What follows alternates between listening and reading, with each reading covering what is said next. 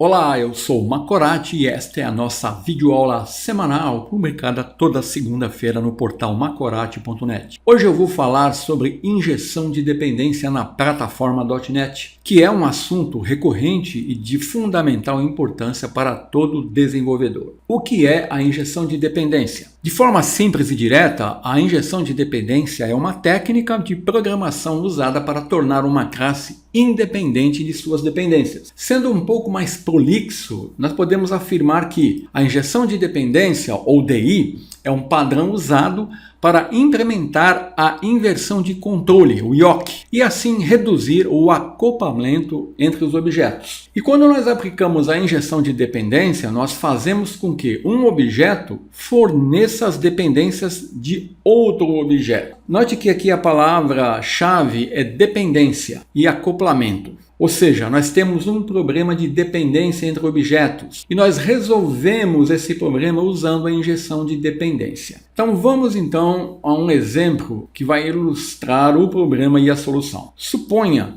que nós temos aqui uma classe cliente, aonde eu estou criando uma instância de pedido, usando aqui a palavra-chave new, e a seguir com essa instância eu estou obtendo aqui e usando o método getPedidos no método da classe cliente. Analisando esse código, nós notamos que a classe cliente ela possui um forte acoplamento com a classe pedido. Isso é causado pelo uso do operador new para criar a instância de pedido. Com isso, a classe cliente ela possui a responsabilidade de saber como criar uma instância de pedido e depende dessa instância. Então a classe cliente ela vai ter que saber como criar uma instância de pedido. Ela vai usar um construtor sem parâmetros, com parâmetros, e assim a classe cliente é dependente de pedido e das suas dependências. Se a classe pedido depender de outra classe, essa dependência ela vai se propagar aqui na classe cliente. E dessa forma, qualquer mudança que for feita na classe pedido ou em qualquer de uma das suas dependências vai afetar a classe cliente. Esse não é um bom cenário. Então,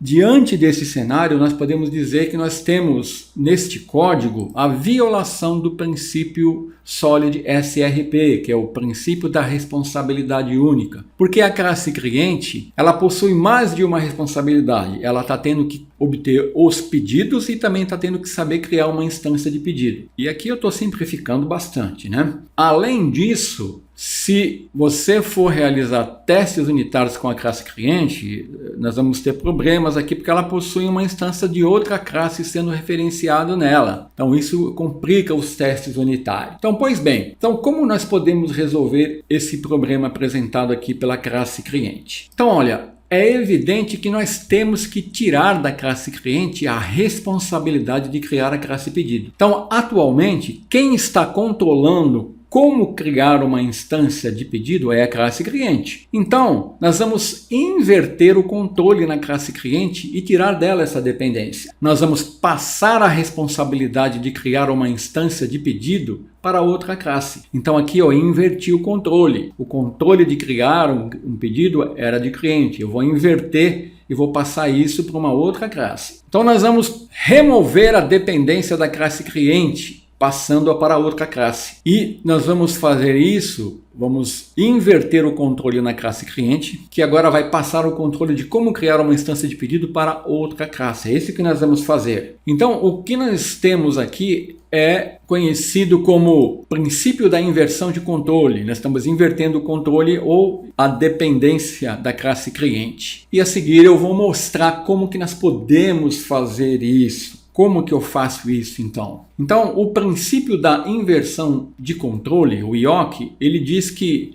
nós devemos delegar a tarefa de criação de um objeto, no caso aqui a classe pedido, a uma outra entidade, como uma outra classe, uma interface, um componente, etc. De forma a termos um baixo acoplamento e minimizar as dependências entre os objetos. Então, com base nesse princípio, nós temos que a classe cliente não deverá depender diretamente da implementação da classe pedido. E para isso, nós deveremos criar uma abstração entre as classes e as classes deverão depender somente dessa abstração. E essa abstração poderá ser uma outra classe, uma interface ou um componente. Eu vou usar uma interface, que é o que é mais utilizado aqui na plataforma .NET. Então, como que eu vou fazer isso na prática? Bom, nós vamos criar primeiro uma abstração entre as classes e para isso nós vamos usar uma interface. Então, eu vou criar uma interface que eu estou chamando iPedido, seguindo a nomenclatura de interfaces da plataforma .NET, e aqui eu estou definindo um contrato para implementar o método getPedidos, que vai retornar uma lista de pedidos. A seguir, eu tenho que definir a implementação dessa interface usando uma classe concreta que eu estou chamando de pedido. E aqui no código eu estou apenas criando uma lista de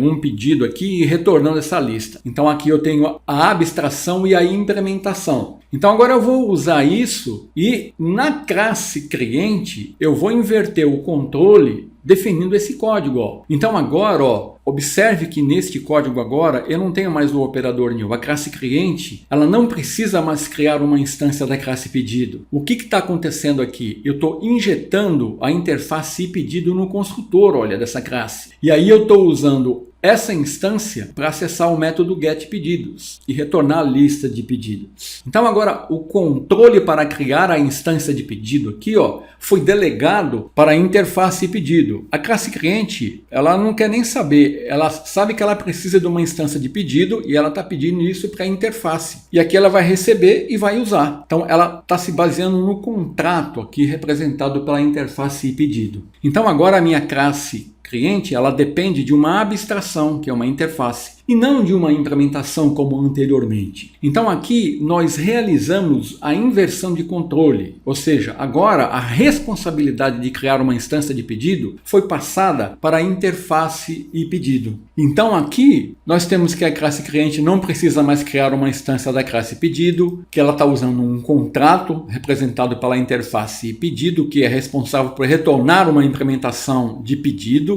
que é a classe concreta dela, e que a classe cliente depende agora da abstração, que é a interface iPedido. Então aqui nós realizamos a inversão de controle. Ou seja, a responsabilidade de criar uma instância de pedido foi invertida, foi passada para a interface iPedido. Então agora nós poderíamos perguntar o seguinte: como que a interface iPedido vai fornecer uma instância de pedido representada aqui pela variável pedido se a interface não possui implementação? E se uma interface não pode ser instanciada? Alguém vai ter que fornecer a instância aqui de pedido quando a classe cliente solicitar essa instância aqui via interface. Então é aqui que vai entrar, no caso da plataforma NetCore, o container DI nativo, que realiza a injeção de dependência e fornece as instâncias. Então, na plataforma NetCore, eu tenho um container de injeção de dependência nativo que fornece as instâncias para mim. O NetCore, então, ele possui um mecanismo de injeção de dependência que precisa apenas ser configurado para fornecer as dependências. E para fazer a configuração do container DI, nós definimos o serviço do container, o tempo de vida do serviço, que nós veremos isso numa outra aula, e a seguir nós especificamos a interface e a sua implementação. Com essa configuração, agora, toda vez que eu injetar uma interface iPedido num construtor de uma classe, o container DI sabe que ele tem que resolver uma instância da classe pedido e de suas dependências. Então aqui nós realizamos a inversão de controle e usamos para fazer isso a injeção de dependência. Então eu tenho aqui a injeção de dependência e a inversão de controle. Então agora eu vou mostrar um exemplo prático disso. Eu vou abrir aqui um projeto no Visual Studio 2022, que foi criado aqui, bem simples para mostrar aqui a injeção de dependência e a inversão de controle. Então aqui eu tenho o seguinte, eu tenho aqui um controlador que eu chamei DemoDI Controller, onde eu estou injetando um serviço representado aqui pela interface iClient Service no construtor do controlador. E esse serviço, eles estão definidos aqui na pasta Service. Vamos ver aqui o serviço do cliente. Olha, Client Service,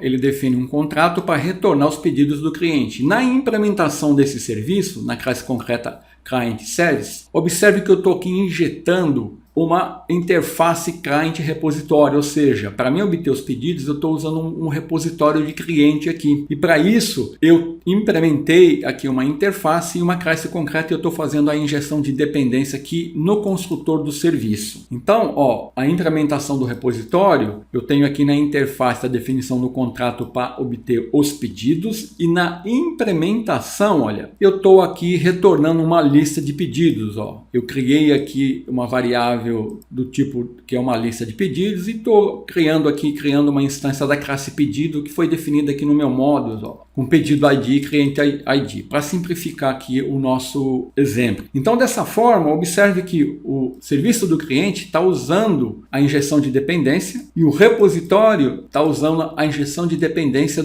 do cliente. Então, quando eu executar esse código, eu vou colocar um breakpoint aqui, nós vamos ver que quando isso for resolvido, eu vou ter que ter aqui, né, uma instância de cliente, service e de repositório service. Para isso funcionar, eu tive que vir aqui na classe program, que aqui no NetSaves eu não tenho mais a classe startup, e eu estou incluindo aqui, ó, no container IDE nativo da ASP.NET Core a configuração onde eu estou dizendo, olha, que o meu serviço, o tempo de vida é AdScoped, porque isso aqui é uma aplicação web, e eu estou dizendo aqui, ó, toda vez que eu injetar uma interface e client service, eu quero uma instância da classe concreta client service, e toda vez que eu injetar uma instância de e cliente repositório, eu quero uma instância da classe concreta cliente repositório. Então, quando eu executar esse código, você vai ver que o container IDE ele vai ser inteligente o suficiente para saber que ele tem que me devolver aqui, ó,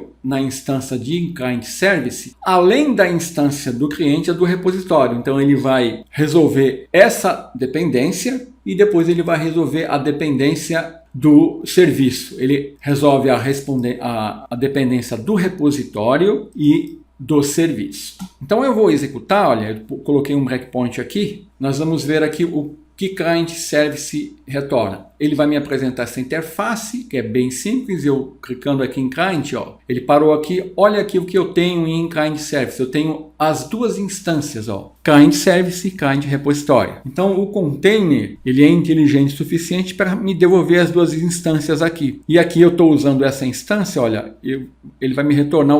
Aqui eu criei dois pedidos, né? Então se eu mandar ele continuar, eu tenho a view lá com meus dois pedidos. Então essa é uma forma padrão, básica e simples de usar a injeção de dependência na plataforma .NET, aqui no caso na ASP.NET Core. O container nativo ele vai funcionar em qualquer tipo de projeto. Aqui na ASP.NET Core nós incluímos os serviços no container usando aqui o tempo de vida AdScoped, no caso da aplicação web, mas eu posso fazer isso numa aplicação console, numa aplicação Windows Forms, ou seja, o container DI nativo, ele funciona em todos os tipos de projetos. Na próxima aula nós vamos ver os tempos de vidas aqui que podemos usar quando configuramos aqui o serviço da injeção de dependência no container DI nativo.